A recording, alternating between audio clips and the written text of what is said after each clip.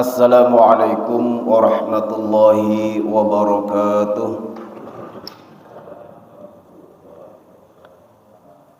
Bismillah, alhamdulillah, assalatu wassalamu ala rasulillah Muhammad ibn Abdillah wa ala alihi wa ashabihi wa man da'a bida'watihi ila yaumil qiyamah. Asbahna wa asbahal mulku lillahi walhamdulillahi la syarika lah, la ilaha illa huwa wa ilaihin nusyur.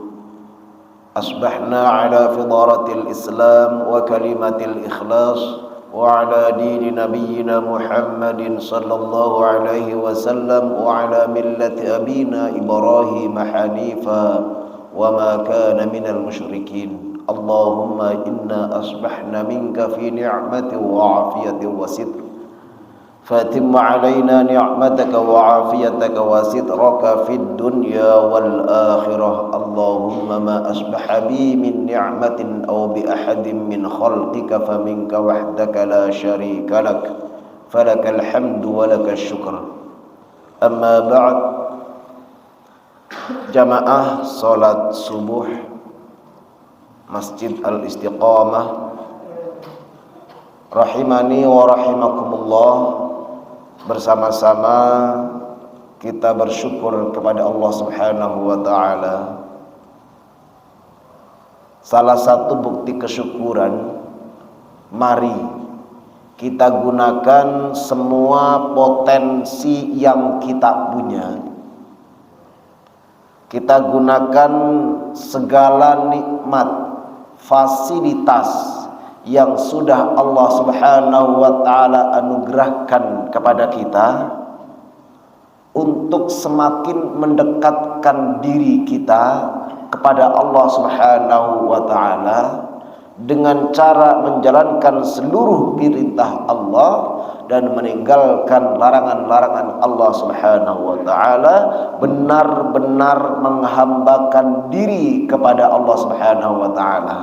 Guru kita, orang tua kita mengingatkan kita melalui bacaan tadi ketika sholat, ibadur rahman, hamba Allah yang sebenarnya adalah tadi baca sampai akhir surat gitu.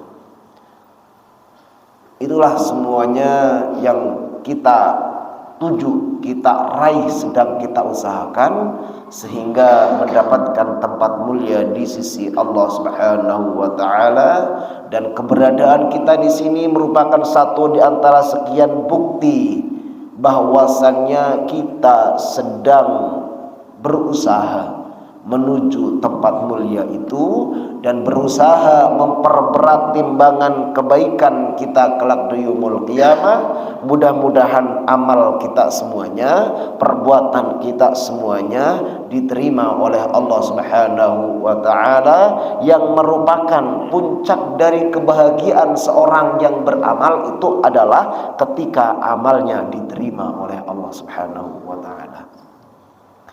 Baik jamaah sekalian, salawat dan salam tetap tercurahkan kepada qudwah hasanah kita, teladan kita, Nabiullah Muhammad sallallahu alaihi wasallam beserta para keluarganya, para sahabatnya, para pengikutnya yang istiqamah. Dan kita juga sedang mempelajari, mengkaji, mendalami, menguatkan untuk terus berada di sunnah Rasulullah sallallahu alaihi wasallam sesuai dengan petunjuk Rasulullah sallallahu alaihi wasallam melalui kitab yang kecil sudah diringkas oleh Imam An-Nawawi yang dikenal dengan kitab hadis Al-Arba'in An-Nawawi.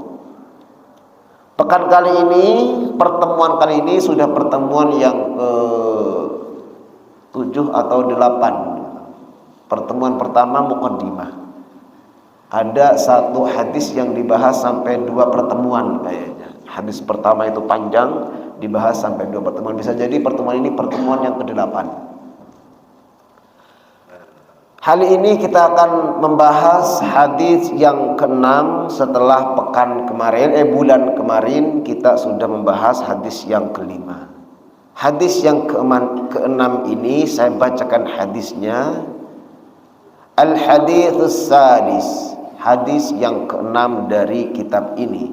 An Abi Abdillah An-Nu'man bin Bashir radhiyallahu anhuma qala sami'tu Rasulullah sallallahu alaihi wasallam yaqul innal halala bayyinun wa innal harama bayyin wa bainahuma umurun mushtabihatun la ya'lamuhunna katsiran minan nas faman ittaqa syubuhati faqad istabara li dinihi wa 'irdihi wa man waqa'a fi syubuhati waqa'a fil haram karra'i yar'a hawla al-hima yushiku an yarta'a fi ala wa inna likulli malikin hima ala wa inna himallahi maharimuh ala wa inna fil jasadi mudghah idza salahat salahal jasadu kulluh wa idza fasadat fasadal jasadu kulluh ala wa hiyal qalb. Rawahul Bukhari wa Muslim. Hadisnya lumayan panjang, 1, 2, 3, 4, 8 baris. 8 baris hadis ini, tapi hadis ini familiar. Diriwayatkan oleh sahabat mulia Abi Abdillah. Abu Abdillah itu kunyah, ya, panggilan. Kunyahnya namanya Abu Abdullah. Kayak orang-orang di kita juga sebagian ada yang menggunakan panggilan kunyah. Di kampung saya banyak. Jadi yang semasa remajanya masih panggil nama gitu. Panggil namanya Maryam, Yam gitu, masih panggil namanya ketika remajanya. Ketika sudah berkeluarga, sudah kelihatan tua, sudah enggak etis manggil Yam gitu. Maka dipanggil Maryam punya anak namanya Ahmad gitu. Maka dia panggil, "Hei Mama Ahmad" gitu. Nah, Mama Ahmad itulah yang namanya kunyah. Orang Arab banyak menggunakan ini, bahkan yang banyak yang namanya justru enggak sefamiliar kunyahnya. Kunyahnya Rasulullah Abul Hashim.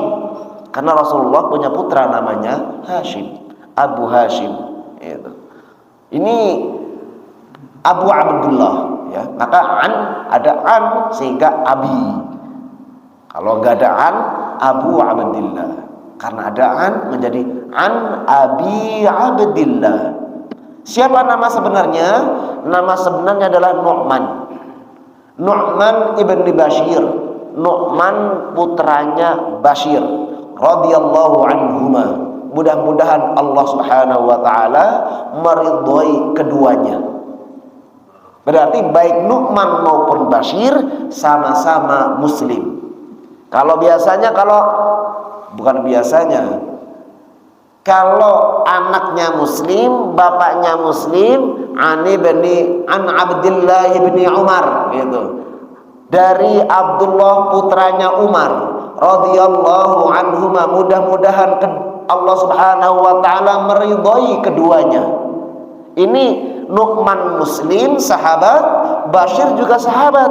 Maka radhiyallahu anhuma, mudah-mudahan Allah meridhai keduanya, meridhai Nu'man, meridhai Bashir. Siapa itu Nu'man? Kita kenalan dulu sama Nu'man bin Bashir. Orang mana dia? Dari golongan mana dia? Lahirnya Nu'man bin Bashir sebagai takdziban, kata kitab, sebagai takdziban lil Quraisy Mekah yang dimaksud di sini. Jadi lahirnya Nu'man itu sebagai bukti kebohongan atas apa yang dikatakan oleh orang-orang Quraisy kota Makkah. Apa kata orang Mekah? Orang kafir Quraisy saat itu, ketika Rasulullah bersama mayoritas sahabatnya di kota Mekah meninggalkan Mekah untuk hijrah, yang mereka menghalang-halangi hijrahnya Rasul, tapi ternyata Allah Subhanahu wa taala perjalankan dengan selamat sampai dengan kota Madinah. Satu di antara sekian sahabat yang menyambut Rasulullah sallallahu alaihi wasallam ada Amrah bin Rawahah. Amrah bin Rawahah itu saudaranya Abdullah bin Rawahah. Satu di antara sekian sahabat ada Amrah bin Rawahah. Dan itu familiar, terkenal oleh kota Mekah. Maka kata orang Mekah, lihatin aja yang hijrah bersama Muhammad, yang menyambut dengan hangat kedatangan Muhammad, langsung menyambut panggilannya, ngesumpahin mereka gak bakalan punya anak, gak bakalan punya anak katanya. Qadarullah. Amarah yang masuk kategori disumpahin, dikatain oleh orang Quraisy, beliau hamil.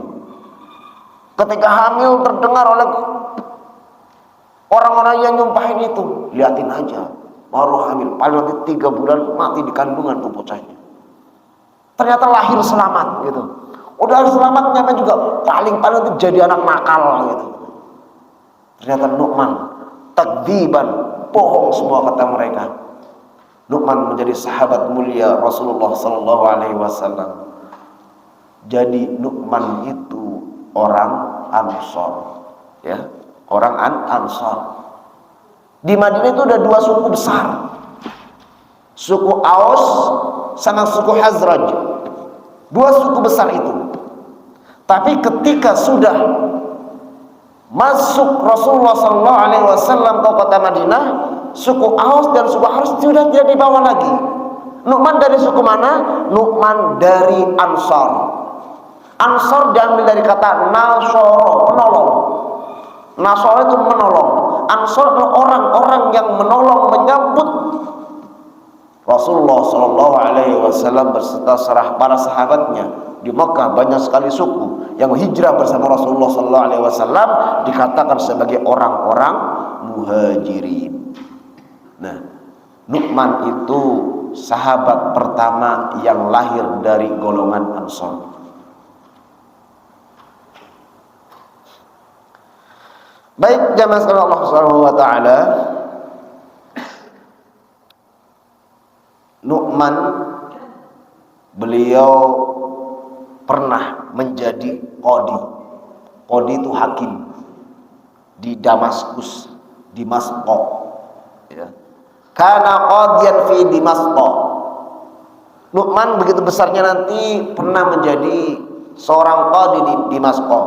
Wa kana Ammarah fil Kufah, dan dia juga pernah menjadi gubernur di Kufah.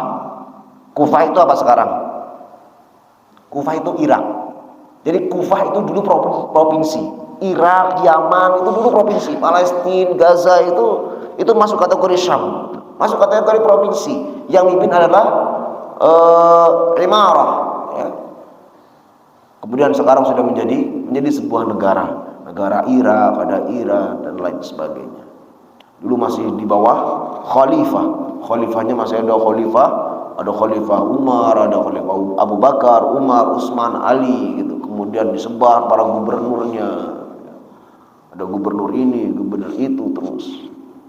Dan satu diantaranya ditunjuk untuk memimpin provinsi Kufah yang saat ini menjadi Irak, itu adalah Nu'man ibn Bashir. Dan Nu'man juga sebagai seorang syairan mutakalliman.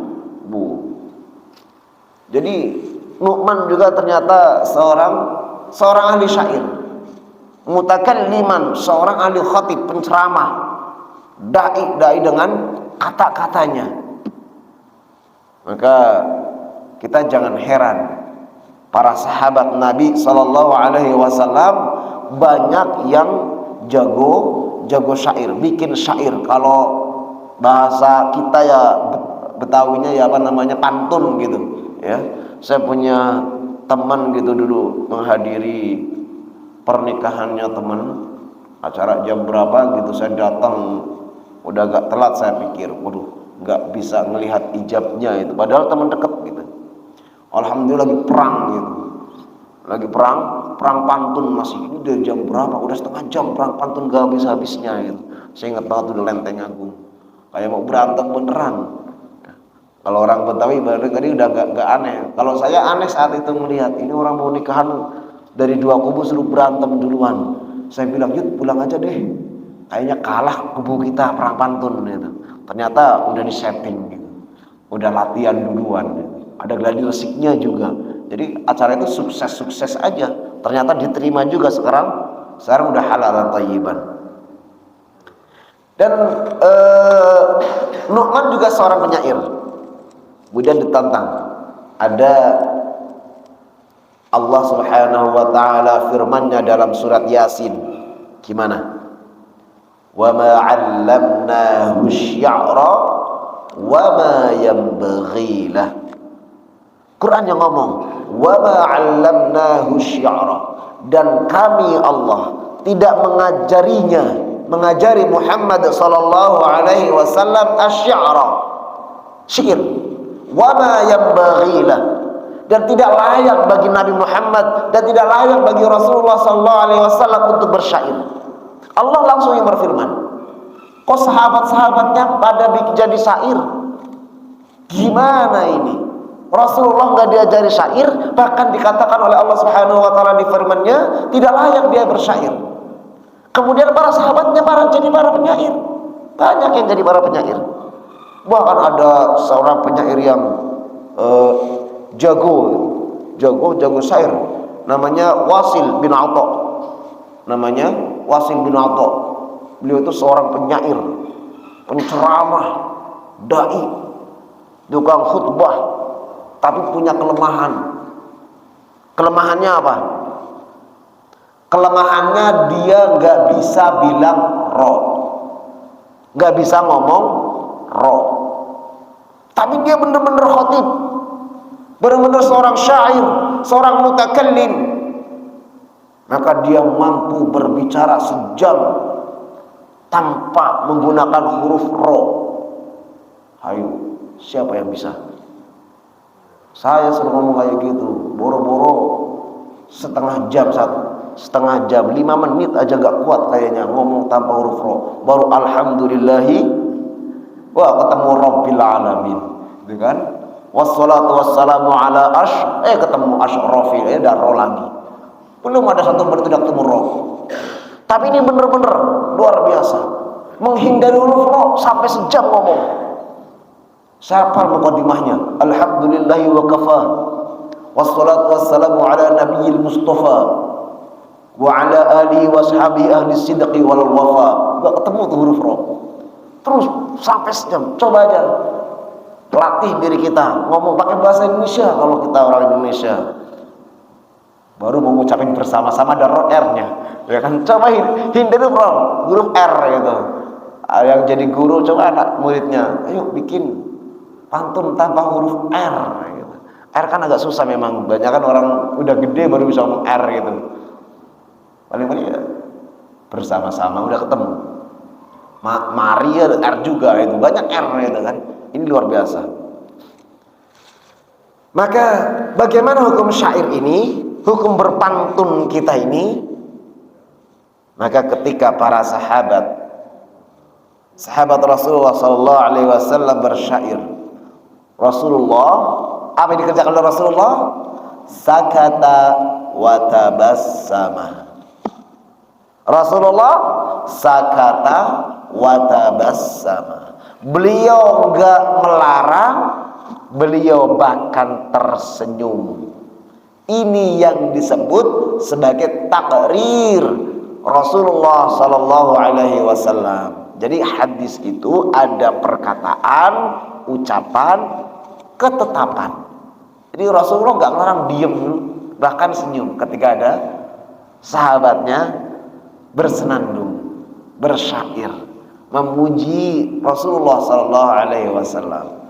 Cuma kata Rasulullah sallallahu alaihi wasallam, la tatruni kama atratin nasara al-masih ibn Maryam. Jangan kalian puja-puji aku dengan syair kalian seperti an-nasara, orang-orang Nasrani memuja dan memuji Isa ibni Maryam.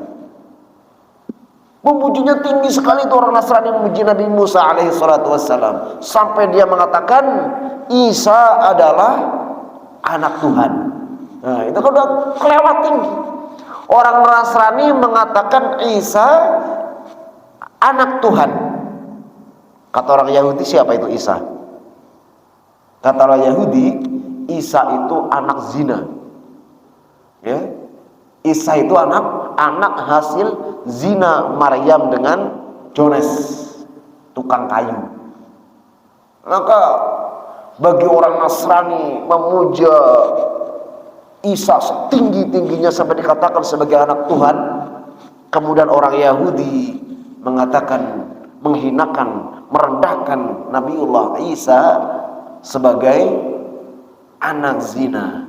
Kemudian kita yang diajarkan melalui Al-Quran, yang kita yakini kebenarannya 100% benar, firman Allah Subhanahu wa taala, mengkisahkan Allah Subhanahu wa taala Isa putra Maryam, Maryam putrinya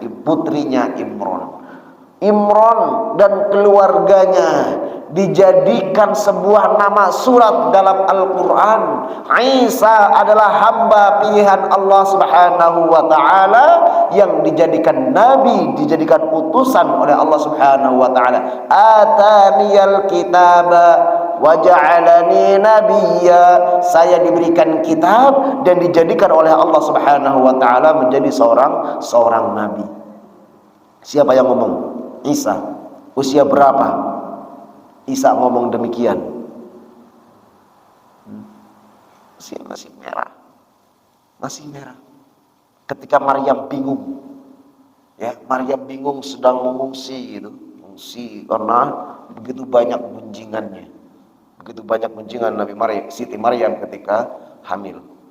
Puncak dari gunjingan panggilan masyarakat kepada Maryam, ya ukhta Harun, kata mereka, wahai saudaranya Harun. Ngomongin Maryam, manggilnya enggak Maryam, enggak, ya ukhta Harun. Harun itu saudaranya Maryam. Harun orangnya baik, soleh banget. Maksudnya apa? Kamu saudaranya Harun itu orangnya baik, kok kamu gitu. Ada yang manggil, maka abuki mur'asau. Kamu tahu nggak, bapak kamu itu orang yang nggak pernah berbuat jelek. Kamu anaknya orang yang bapaknya nggak pernah berbuat jelek. Artinya apa? Kok kamu gitu? Ada di puncaknya, wa ma kanat ummuki baghiyya, dan ibumu juga bukan seorang pelacur. Bayangkan, kita enggak, coba kalau menimpa kepada kita dapat panggilan kok seperti itu gitu. Hidup di keluarga mulia, keluarganya Imran yang enggak pernah berbuat buruk bagi mereka. Dan memang dikatakan oleh Allah Subhanahu wa taala keluarga pilihan, bahkan keluarganya disandingkan dengan keluarganya Ibrahim. Luar biasa. Maka ketika sedang menyendiri, siapa yang mendatangi? Maryam itu yang datangi, yang nyamperin kaumnya, tapi sudah mendapatkan contekan dari Allah Subhanahu wa ta'ala ketika nanti ditanya oleh kaumnya terkait dengan ini silsilah bayi ini, kok ada bayi, kamu nikah aja enggak, kok mau melahirkan bayi, kamu jawabannya gimana? Dikasih jawaban contekan oleh Allah Subhanahu wa ta'ala. Itu. Jadi apa contekan Allah Subhanahu wa ta'ala? Kamu nanti balik puasa ngomong, falan ukallimal yawma insiyya, hari ini aku lagi puasa ngomong. Itu. Maka fa'atat bihi qaumaha tahmiluh, maka Siti Maryam itu datang nyamperin kaumnya. Bener, ditanya, dicaci habis oleh kaumnya. Ya Maryam laqad ji'ti syai'an fariyan. gitu. Kamu datang membawa sesuatu yang luar biasa besar. Apa kata Maryam? Apa kata Maryam? Diam, orang udah contohkannya suruh diam, puasa nggak ngomong. Fa asyarat ilaih, cuma nunjuk doang bayi merah. Tunjuk. Dia kan puasa ngomong. Dia tonjok doang bayi merahnya. Dia yang ngomong. Ana Abdullah, saya hambanya Allah. Ataniyal kitaba wa ja'alani nabiyya wa ja'alani mubarakan aynama kunt wa awsani bis salati waz zakati ma dumtu hayya. Terus ila akhiril ayat. Ada di surat Thaha, surat Maryam. Surat Maryam atau surat Thaha? Di antara itu. Luar biasa, ya. Itu orang-orang Nasrani memuja Isa setinggi langit, orang Yahudi menghinakan, menjatuhkan Musa setinggi langit, dan kita dikatain oleh mereka adalah domba-domba yang sesat. Kita dikatain mereka adalah domba-domba sesat, dan kita nyata nyaman aja, tenang aja, senang ya, malah selagi mereka yang mengatakan. Nu'man bin Bashir meriwayatkan hadis 114 hadis yang beliau riwayatkan, ya, berarti nggak banyak, nggak sebanyak Abu Hurairah, sahabat yang paling banyak meriwayatkan hadis adalah Abu Hurairah.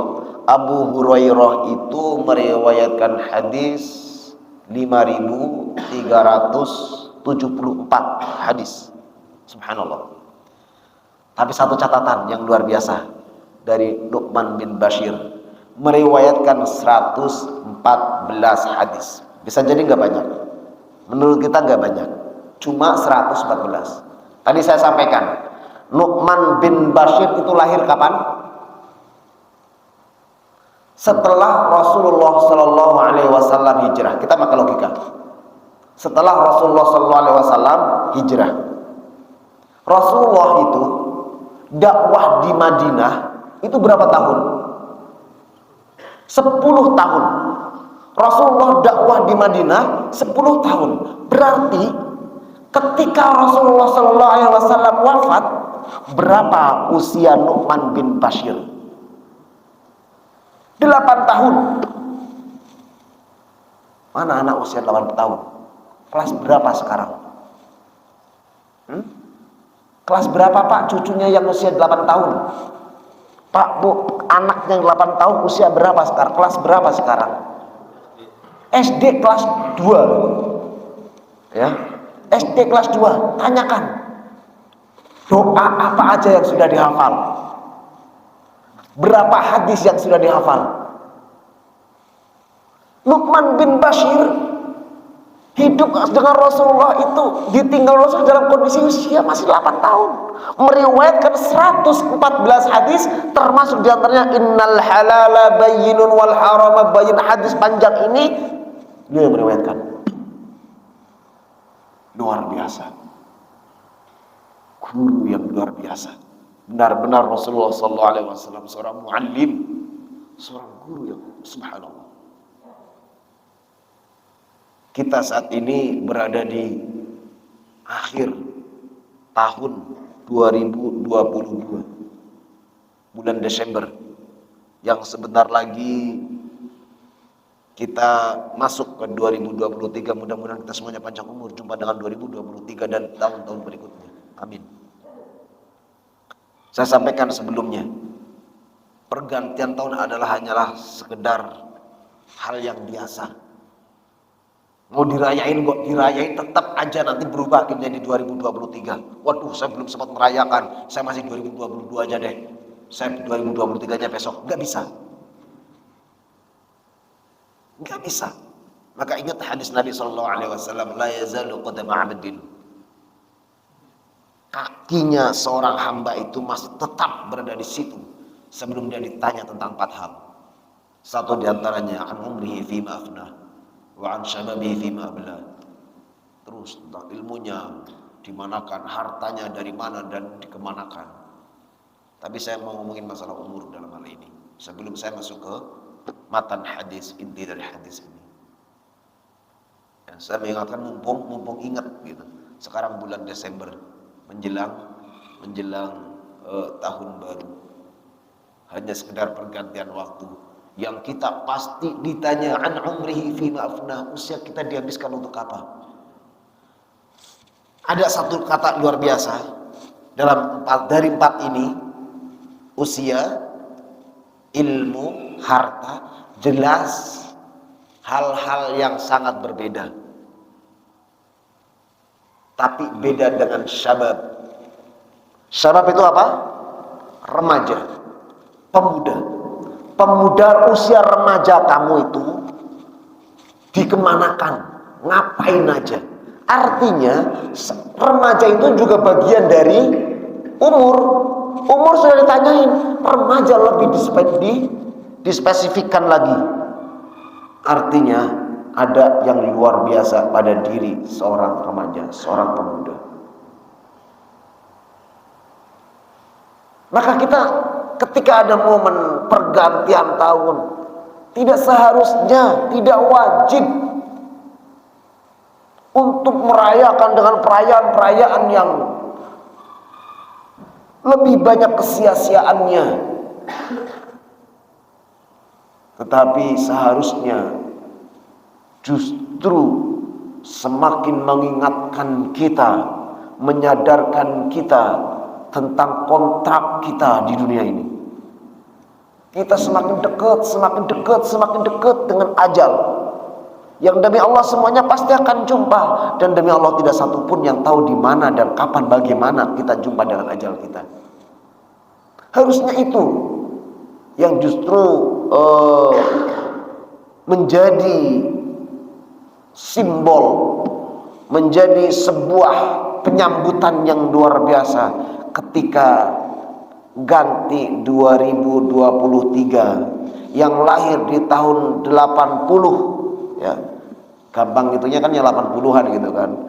Sekarang masih mengatakan kalau ditanya usia kamu berapa?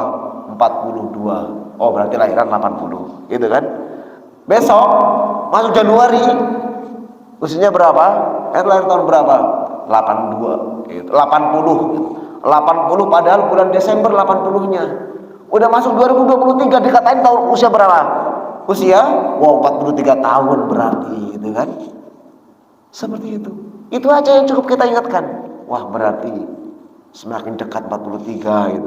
Kalau kontrak saya 50 berarti kalau ada sisa 7 tahun lagi gitu. Kalau kontraknya 62 berarti masih ada sekian tahun lagi. Seperti hanya Nu'man bin Bashir yang lahir di tahun kedua dari Hijriah dan wafat di tahun ke-64 Hijriah. Berarti beliau itu dikasih kesempatan hidup di dunia kurang lebihnya 62 tahun dengan pencapaian yang luar biasa. Dan kalau kita lihat lagi ya, hadis ini sampai ke kita, Al-Qur'an sampai ke Indonesia ya. Agama ini nyampe ke kita, agama panduannya adalah Al-Qur'an dan Al-Hadis. Hadis-hadis itu sampai ke telinga kita, sampai ke pengetahuan kita. Saya kasihkan data 65% lebih 65% lebih hadis itu datang nyampe ke kita periwayatannya dari sahabat-sahabat muda. Perawinya sahabat-sahabat muda. Jadi bukan sahabat-sahabat senior Abu Bakar, Umar, Utsman, enggak. Sahabat-sahabat muda. 4 dari kota Makkah, 3 dari kota Madinah. 4 dari kota Makkah, 1-nya dari Yaman. Siapa dia? Perawi hadis terbanyak, Abu Hurairah radhiyallahu anhu, yang meriwayatkan sampai ribuan hadis. Yang kedua, wanita yang paling mulia. Wanita paling mulia, ilmuwan dari segi wanita. Sampai zaman ini, sampai sekarang belum ada ilmuwan wanita melebihi beliau. Siapa dia? Ummul Mukminin Aisyah radhiyallahu anha. Aisyah radhiyallahu anha ketika Rasulullah SAW wafat usia berapa? Belasan tahun, masih 18 sampai 19 tahun Rasulullah SAW wafat usianya beliau. 18 atau 28. Kan luar biasa. Hanya usia-usia muda. Kemudian ada Ada lagi Ibnu Abbas. Ibnu Abbas meriwayatkan ribuan hadis. Ibnu Abbas meriwayatkan ribuan hadis. Berapa usia Ibnu Abbas ketika Rasulullah SAW wafat? Usia 13 tahun. Bayangkan, usia 13 tahun baru lulus SD. Baru lulus SD itu Ibnu Abbas tinggal berguru bersama Rasulullah SAW. Pun demikian dengan satunya lagi Ibnu Umar, Abdullah bin Umar, putranya Umar. Dia juga masih sahabat muda, usianya juga belasan, tapi di atas Ibnu Abbas. Dari kota Madinah, yang pertama adalah Unas, ya, khadimu Rasulullah SAW. Kemudian ada Abu Sa'id Al-Khudri, kemudian Jabir bin Abdullah. 3, semuanya anak-anak muda yang meriwayatkan. Maka ayo kita generasi-generasi ini, karena Al-Quran banyak sekali mengkisahkan remaja-remaja hebat, pemuda-pemuda hebat. Siapa aja mereka yang disebut sebagai pemuda, dipuji kehebatannya oleh Allah Subhanahu wa taala. 1, Ibrahim. 2, Yusuf. Ada Ashabul Kahfi, ada Ashabul Ukhdud. Di kisah Ashabul Ukhdud, ya, Ashabul Ukhdud itu apa itu? Orang-orang beriman itu dilemparin ke parit. Dilemparin ke parit, yang paritnya itu isi apa? Isi api. Al-Ukhdud, Ashabul Ukhdud yang Allah abadikan dalam surat Al-Buruj. وَمَا نَقَمُوا مِنْهُمْ إِلَّا أَنْ يُؤْمِنُوا بِاللَّهِ الْعَزِيزِ الْحَمِيدِ. Tidaklah mereka dilempari ke dalam parit yang di dalamnya ada api, kecuali karena mereka beriman kepada Allah Subhanahu wa ta'ala. Bengisnya luar biasa. Siapa yang menghantarkan, menjadi wasilah perantara mereka luluh mendapatkan hidayah dari Allah Subhanahu wa ta'ala? Seorang pemuda. Banyak sekali, termasuk remaja pemuda yang belajar bersama Nabi Musa, ya, ketika Nabi Musa diberitahu oleh Allah Subhanahu wa taala untuk belajar kepada seorang yang pintar, orang saleh, maka Musa tidak sendirian. Musa bersama seorang remaja, seorang pemuda. Siapa namanya? Para ahli tafsir mengatakan Yusha bin Nun. Yusha bin Nun, yang Yusha bin Nun itu nanti melanjutkan estafet kepemimpinan Nabi Musa setelah beliau wafat, dan kepemimpinan Nabi Harun setelah beliau wafat. Yusha bin Nun lah yang memimpin umat itu. Luar biasa, semuanya pemuda.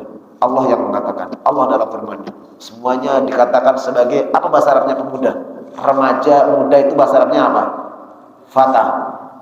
Bahasa Arabnya fatah. Lihat Ibrahim. Ketika Nabi Ibrahim menghancurkan patung, usianya berapa? Al-Quran mengatakan fatah. Qalu inna sami'na fatan yadhkuruhum yuqalu lahu Ibrahim. Mereka orang musyrikin setelah melihat patung yang terhancurkan, siapa man fa'ala hada? Siapa yang berbuat ini? Qalu, mereka mengatakan inna sami'na, kami pernah dengar fatan, ada seorang pemuda yadhkuruhum yang disebut, dipanggil, yuqalu lahu Ibrahim, panggilannya namanya Ibrahim, anak pemuda. Yusuf ketika digoda oleh istri penguasa yang mempunyai segalanya, dia paling cantik mungkin, wanita tercantik pada zaman itu, wanita mulia, istri penguasa, wanita kaya, dia berharta, digoda Nabi Yusuf, satu-satunya remaja pemuda yang dengan gejolaknya masih tinggi. Beliau mampu mengatakan qala ma'adallah. Siapa yang ngomong? Quran yang berbicara. Kalimatnya dia, qala niswatun fil madinati imra'atil qala niswatun fil madinati imra'atil azizi turawidu fataha. Itu ketika orang-orang, para wanita di kota itu menggunjing, membicarakan istri penguasa yang tergoda oleh pemuda yang melayaninya, anak muda. Apa kata Yusuf? Qala ma'adallah innahu rabbi ahsana mathwaya innahu la yuflihu dhalim. Bayangkan, pemuda nafsu gejolak digoda oleh wanita yang luar biasa, kondisi aman, rumah kosong, pintu dikunci, wa ghallaqatil abwab, pintu-pintu dikunci, wa qalat haytalak, kata istri penguasa ini, haytalak, sini kamu. Hampir sudah tidak ada remaja yang seperti itu, pemuda yang mampu mengatakan di gejolaknya yang tinggi, syahwatnya lagi tinggi, mampu mengucapkan kalimat ma'adallah, Allah melindungi kami, Allah membersamai kami, Allah melihat, menyaksikan, sekalipun pintu dikunci manusia makhluk gak ada yang melihat, tapi Allah maha melihat. Termasuk orang-orang yang menyelamatkan imannya dari pemurtadan, dibinasakan orang-orang yang beriman. Orang-orang ini lari sampai kemudian masuk goa karena sudah tidak ada solusi untuk menyelamatkan agamanya kecuali dia harus lari dan ngumpet. Maka mereka masuk ke dalam gua. Mereka itulah yang disebut dengan ashabul kahfi. Kata Allah Subhanahu wa taala, innahum fityah pemuda, amanu yang beriman kepada Allah, maka wazidnahum huda, maka kami tambahi keimanannya. Subhanallah. Termasuk yang Musa tadi, Allah Subhanahu wa taala berfirman, wa idz qala Musa li fatahu, ketika Musa berbicara kepada pemuda yang bersamanya, belajar kepada orang saleh yang Allah Subhanahu wa taala tunjuk, yang para ahli tafsir mengatakan beliau adalah Yusha bin Nun, yang kemudian melanjutkan estafet kepemimpinan Nabi Musa dan Nabi Harun alaihi wassalam. Jamaah sekalian Allah Subhanahu wa taala, maksud saya ini saya sampaikan bahwasannya kita ayo aki-aki seperti orang-orang tua kita ya, kayaknya sudah nggak pantas untuk main petasan gitu kan, kemudian teriak-teriak, ini udah nggak pantas. Ini yang punya potensi adalah anak muda. Untuk perayaan semuanya potensi anak muda. Bukan kita melarang, tidak, tapi masih banyak hal-hal yang bisa lebih baik untuk diarahkan menjadi lebih baik. Ini kan dunia anak-anak, Ustaz. Iya, Luqman itu ditinggal roh Nabi itu usia anak-anak. Beliau merawatkan 114 hadis, bayangkan. Ibnu Abbas bersama Nabi, sahabat muda, sahabat kecil, beliau mampu meriwayatkan sekian banyak hadis. Maka ayo kita lagi peduli lagi dengan sekitar kita, dengan lingkungan kita. Ya, terkait dengan pergantian waktu, itu hanyalah pergantian waktu. Justru seharusnya semakin mendekatkan kita kepada Allah Subhanahu wa taala. Nu'man bin Bashir, manusia luar biasa, dan kita semuanya kangen, kita rindu. Jadi masuk surga, kita pengen masuk surga, itu jangan semata-mata karena tajri min tahtihal anhar. Kita semata-mata pengen masuk surga karena di surga itu ada di bawahnya sungai-sungai mengalir. Iya, itu bagian dari itu semuanya. Tapi ada rasa rindu, rasa kangen, rasa penasaran. Seperti apa sih wajahnya Rasulullah sallallahu alaihi wasallam? Seperti apa sih wajah orang yang sampai dijuluki As-Siddiq? Ya. Segarang apa wajahnya Umar? Semalu apa sih, mana sih orang yang malu banget gitu? Sampai malaikat yang menjuluki, dia pemalu banget, Utsman bin Affan. Gitu. Seperti apa sih wajahnya ahli ilmu, Ali bin Abi Thalib? Pengen lihat kakinya Ibnu Mas'ud yang dikatakan oleh Rasulullah SAW lebih berat di timbangannya dibandingkan Jabal Uhud, Gunung Uhud. Kangen. Mereka semuanya ahli surga. Seperti apa sih wajahnya manusia yang tidak bisa miskin? Abdurrahman bin Auf yang dijamin surganya oleh Allah Subhanahu wa taala, dijamin surganya oleh Rasulullah sallallahu alaihi wasallam, termasuk satu di antara 10 sahabat yang dipastikan surganya oleh Rasulullah sallallahu alaihi wasallam. Abdurrahman bin Auf udah kaya, masuk surga lagi. Kita pengen lihat kangen. Nu'man bin Bashir, sahabat Rasulullah sallallahu alaihi wasallam, sahabat mulia. Kita pengen seperti apa sih? Kita udah kenal, udah tahu. Lahir sebagai bukti kebohongan orang-orang Quraisy, kafir Quraisy, orang-orang Mekah. Kemudian besar, sempat menjadi qadhi, menjadi hakim di Damaskus, kemudian sempat jadi gubernur di Kufah. Kemudian dia seorang penyair, seorang mutakallim, seorang penceramah, ahli ngomong, ahli pidato. Beliau juga seorang datang dari keluarga yang baik. Ayahnya juga seorang yang menyambut dakwah panggilan Rasulullah sallallahu alaihi wasallam. Apa hadisnya? Beliau mengatakan sami'tu, saya mendengar. Ibnu Nu'man ini mendengar berarti kan masih bersama Rasul ya, kisaran usia 7 atau 6 tahun. Bayangkan, sami'tu Rasulullah sallallahu alaihi wasallam yaqul, saya mendengar bahwasannya Rasulullah sallallahu alaihi wasallam bersabda. Apa kata Rasul? Innal halala bayyinun wa innal harama bayyinun wa bainahuma umurun mushtabihatun. Anak kecil mendengar seperti itu langsung taat. Kata Rasulullah SAW, innal halal, sesungguhnya yang halal itu bayyin, jelas. Ini halal, jelas.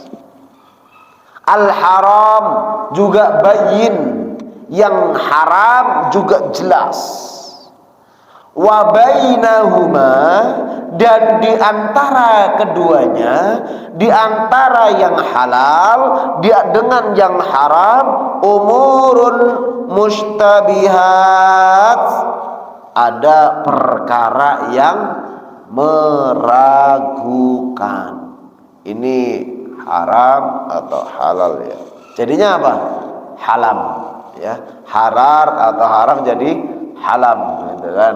Nanya ke saya, ini ada 5 juta gitu, hasil dari begini. Ini bagaimana hukumnya Ustaz? Saya bilang haram. Ustaz 2 juta deh. Ya, kayak gitu haram. Kan antara haram dengan halal jadi halam. Itu ragu gitu, meragukan. Halam. Kalau sudah haram yang bayin, haram bayin, haram bayin, bainahuma umurun mushtabihat.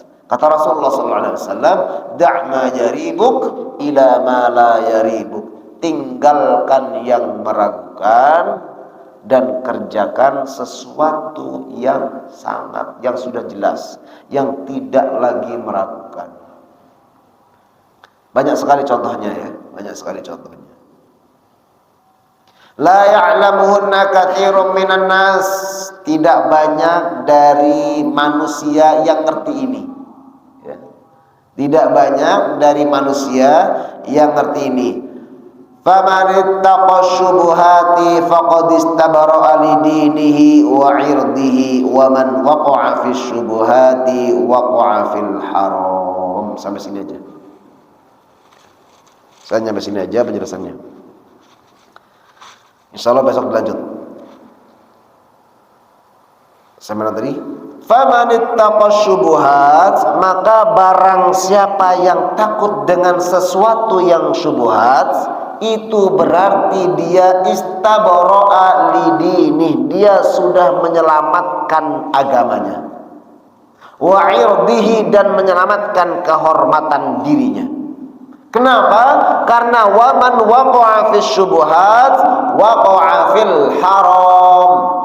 Siapa yang terjerumus kepada sesuatu yang meragukan, dia nanti akan terjerumus kepada yang haram. Nikah jelas halal. Nikah halal. Zina jelas haram. Antara nikah dengan zina ada apa? Antara nikah dengan zina ada apa? Ada pacaran, ada cat-catan, gitu kan? Ustaz, saya itu perempuan udah saya lamar, Ustaz. Boleh nggak saya cat-catan gitu? Saya ajak jalan gitu.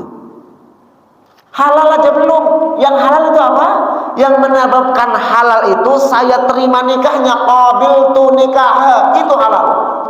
Sebelum itu terucap belum. Ya. Belum ada kalimat halal sebelum itu. Kalimat qabiltu nikah wa tazwija bil mahril madhkuri halan. Itu setelah menjawab ijabnya, gitu kan. Sebelum itu masih belum. Maka hati-hati. Cuma cacatan doang saya ingetin. Itulah yang nanti akan menghantarkan masuk ke zona merah, ke zona yang haram. Termasuk apa yang kita makan, apa yang kita minum, itu pastikan semuanya dalam kondisi halal. Semuanya dalam kondisi halal. Yang kita minum ini air putih jelas halalnya. Ya, kurma dibocok-bocok, kemudian diambil sarinya diminum menjadi sari kurma halal. Kemudian didiamkan, ditutup menjadi 7 hari, diminum menjadi haram. Jelas haramnya. Kenapa? Karena sudah melalui proses didiamkan dan segalanya, dia mengandung alkohol, gitu kan. Alkohol itu bukan bahasa Arab ya.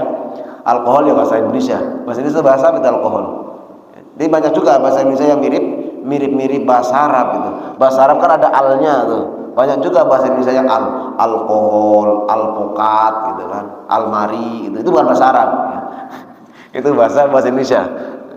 Ada satu lagi aluminium gitu, juga gitu. Itu enggak masuk bahasa Arab. Jadi yang jelas jadi sebuah yang haram. Anggur halal, diproses sampai kemudian dia mengandung alkohol, diminum mabok. Semua yang memabokkan adalah haram. Kalau sesuatu yang haram, sedikit dan banyaknya tetap haram. Tuh. Khamr jelas haram. Yas'alunaka 'anil khamri wal maisir qul fihima itsmun kabirun wa manafi'u linnas tapi wa itsmuhuma akbaru min naf'ihima. Ketika bertanya tentang khamr ini halal atau haram, kata Allah Subhanahu wa taala, qul fihima ismun kabir, di dalamnya ada dosa besar. Tapi ada manfaatnya juga di dalamnya. Masalahnya madharatnya lebih gede daripada manfaatnya. Sampai kemudian Allah Subhanahu wa taala firman, khamr, judi dan lain sebagainya haram, rijsun min amali syaitan. Itu semuanya adalah perbuatan syaitan. Mabuk, judi, itu semua perbuatan syaitan. Fajtanibuh, tinggalkan. Itu proses. Ya. Kan prosesnya pertama dikasain gitu. Ditanya haram halal, enggak spesifik. Haram belum. Kemudian setelah itu kata Allah Subhanahu wa taala, la taqrabus sholata wa antum sukara. Jangan kau dekati salat ketika kau dalam kondisi mabuk. Kan mulai terkurang tuh mabuknya. Baru ketika Allah berfirman, khamr, mabuk, judi, haram, barulah Mekah itu banjir khamr. Semua khamr dibuang. Jadi punya khamr itu bangga-banggaan itu. Semiskin-miskinnya orang itu pasti ada khamr di dalam rumahnya. Karena memang setelah haram itu diharamkan, tapi haramnya mutlak. Cuman ada kaidah yang mengatakan ad-daruratu tubihul mahdzurat. Kalau dalam keadaan darurat, maka yang haram bisa menjadi halal. Terjadi pada satu sahabat Nabi, sahabat mulia, yang ketika diutus untuk berdakwah di negeri Syam, beliau tertusuk ininya, kakinya, ya, tusuk duri, kemudian infeksi. Maka untuk mencegah ini, kata tabib, ini harus diamputasi, harus diamputasi itu. Coba aja bayangin zaman dulu diamputasi, kira-kira pakai apa? Dibius? Enggak ada bius. Kira-kira pakai apa? Dipotong, makin tebas pakai pedang. Orang zaman dulu gak ada mesin, zaman Nabi tebas pakai pedang. Coba dalam kondisi sadar tebas, tebas kakinya, siap. Mana ada yang gak berani, seberani apa, pasti teriak-teriak, sakitnya luar biasa. Ada bius, ada biusnya. Biusnya apa? Biusnya khamar. Suruh mabok dulu. Kalau sudah mabok baru ditebas. Boleh. Tapi ini sahabat luar biasa. Lisan saya jaga dari sesuatu yang haram. Masa hanya karena kayak gini saya harus minum, saya harus mabok? Gak mau saya suruh minum itu khamar. Padahal halal statusnya saat itu. Bagi dia statusnya halal. Karena ad-daruratu tubihul mahdzurat. Tapi beliau gak ambil. Bingung tabibnya. Ini gimana ngatasin orang kayak gini? Dia kasih solusi sendiri. Gini aja.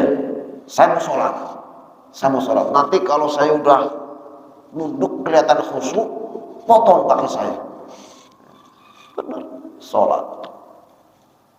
Ketika sholat dan khusyuknya sholat, lagi nikmatnya sholat, sedang berkhotbah dengan Allah, berduaan dengan Allah, kakinya dipotong gak berasa.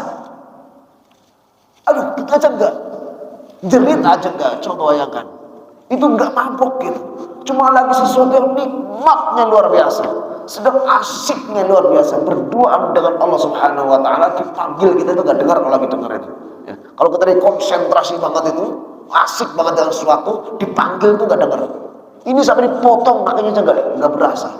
Selesai sholat ternyata kakinya udah gak ada. Beliau mengatakan, sini ambil kaki saya. Ngomong sama kakinya, hai kaki, kamu menghadap Allah duluan. Bersaksilah kamu duluan di hadapan Allah Subhanahu Wa Taala dengan apa yang sudah saya pakai. Kamu bersaksilah, kamu tidak pernah saya pakai untuk ke tempat maksiat. Kamu tidak pernah saya pakai untuk hal-hal yang buruk. Bersaksilah di hadapan Allah Subhanahu Wa Taala. Luar biasa. Ya. Jadi yang halal jelas, ya haram jelas. Pastikan diri kita, keluarga kita, apa yang masuk ke mulut kita itu sesuatu yang baik, sesuatu yang halal. Ya. Karena yang masuk ke lisan kita kemudian menjadi darah, menjadi daging, ma yambutu minal haram, apa yang tumbuh dari sesuatu yang haram, fannaru aula bih, maka neraka yang lebih pantas untuk dia. Maka bayangkan aja kalau kita menyuapi hasil dari sesuatu yang haram, itu sedang nyuapin anak bara. Kita lagi nyuapin anak kita, hasil haram itu sama dengan lagi nyuapin anak bara, api. Na'udzubillah. Maka lebih kita menjaga diri kita, menjaga remaja kita, pemuda-pemuda kita di akhir tahun 2022 ini menjelang 2023 ini, jadikan itu momen untuk muhasabah, momen untuk mengingatkan diri kita. Jadilah kita Nu'man berikutnya, anak cucu kita menjadi Nu'man bin Bashir berikutnya, yang kita berharap nanti juga jumpa langsung dengan beliau.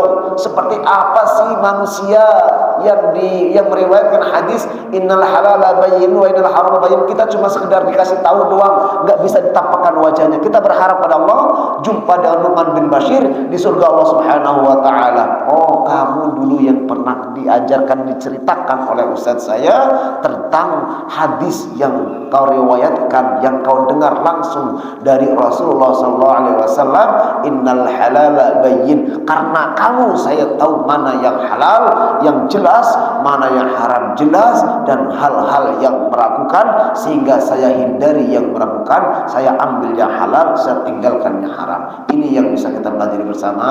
Lebih jelasnya, lebih komplitnya kita lanjut di pekan berikutnya, masih pembahasan innal halala bayyinun, dan melanjutkan hadis ini karena hadis berikutnya pembahasan juga panjang ya. Banyak hal yang harus lebih detail lagi penjelasannya. Hadallahu yakum ajma'in wa lafu minkum. Wassalamualaikum warahmatullahi wabarakatuh.